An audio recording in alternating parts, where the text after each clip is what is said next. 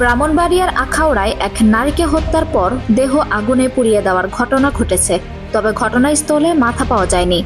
নিহতের একটি হাতে চুরি পড়া, পাশের পুকুর থেকে মাথা উদ্ধার করেছে পুলিশ। গালে দুটি কাটা দাগ রয়েছে। উপজেলার দক্ষিণ ইউনিয়ন যুবলীগের সাধারণ সম্পাদক শাহনেওয়াজ ভূঁইয়া রহিমপুর গ্রামের নতুন বাড়িতে মঙ্গলবার 24 ডিসেম্বর এ ঘটনা ঘটে। এ ঘটনায় পুলিশ যুবলীগ নেতার ছেলে ফারহান রনি, যার বয়স 30, তাকে গ্রেফতার করেছে, মরদেহ উদ্ধার করেছে। ঘটনার রাতে যুবলীগ নেতা শাহনেওয়াজ ভূঁইয়া শানু ও তার স্ত্রী ওই বাড়িতে ছিল না। ফারহান রনি একাই বাড়িতে ছিল। রনি একজন চিহ্নিত মাদক কারবারি বলে জানা গেছে। এলাকাবাসী সূত্রে জানা গেছে, সকাল 7:30টার দিকে শাহনেওয়াজ ভূঁইয়ার এক চালা টিনের ঘর থেকে ধোঁয়া বের হতে দেখে প্রতিবেশী যুবক ইমরান ও তার ভাই গিয়ে ফারহান রনিকে দেখতে পায়।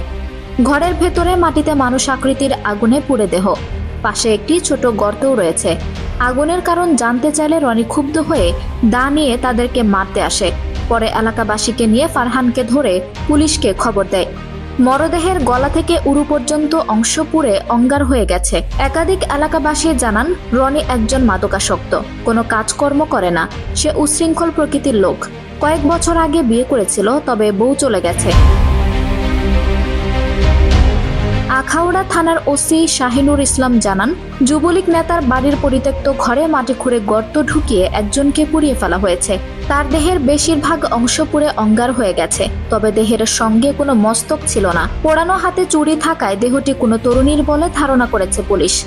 মরদেহের পরিচয় শনাক্ত ও হত্যার রহস্য উদ্ঘাটনে পুলিশ চেষ্টা চালিয়ে যাচ্ছে। এ ঘটনায় রনিকে গ্রেফতার করা হলেও তার বাবা শাহনেওয়াজ ভূঁইয়া পলাতক রয়েছেন। আঞ্জুম হক আরবি, আমার সংবাদ।